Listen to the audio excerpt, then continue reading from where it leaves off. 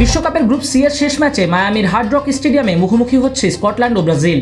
স্কটল্যান্ডের জন্য এটি বাঁচা মরার লড়াই। শেষ 32-এ উঠতে হলে তাদের জিততেই হবে সেলেসাওদের বিপক্ষে। অন্যদিকে 4 পয়েন্ট নিয়ে প্রায় নিশ্চিতভাবে পরের রাউন্ডে থাকা ব্রাজিল গ্রুপ সেরা হবার লক্ষ্য নিয়ে মাঠে নামবে। ইতিহাস স্কটল্যান্ডের বিপক্ষে বিশ্বকাপ সহ দুই দলের আগের 10 দেখায় ব্রাজিল কখনো হারেনি। বিশ্বকাপের শেষ 3 দেখাতেই জয় পেয়েছে সেলেসাওরা। তাই স্কটদের সামনে এবার এক কঠিন পরীক্ষা।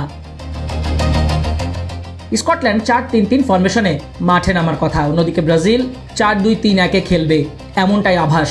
ব্রাজিল শিবিরে সবচেয়ে বড় ধাক্কা রাফিনিয়ার অনুপস্থিতি। চোটের কারণে তিনি খেলতে পারবেন না। নেইমার পুরো দলে অনুশীলনে ফিরলেও শুরুর একাদশে থাকবেন কিনা নিশ্চিত নন। ফলে তরুণ উইঙ্গার রায়ানের একাদশের জায়গা পাওয়ার সম্ভাবনা অনেক বেশি জোরালো।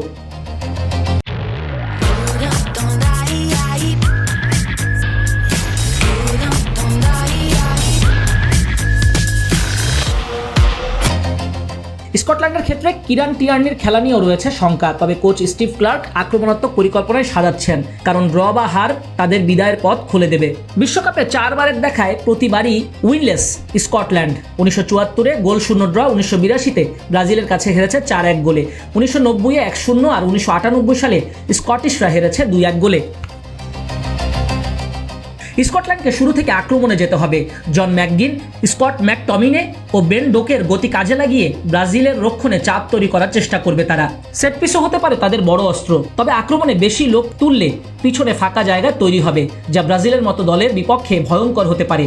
কার্লো আনচেলত্তির দল বল দখলে রেখে ম্যাচ নিয়ন্ত্রণ করতে চাইবে। ক্যাসিমিরো, ব্রুনো, গিয়ামারেস মাঝ মাঠে ভারসাম্য রাখবেন, আর ভিনিসিয়াস জুনিয়রের গতি হবে প্রধান আক্রমণ।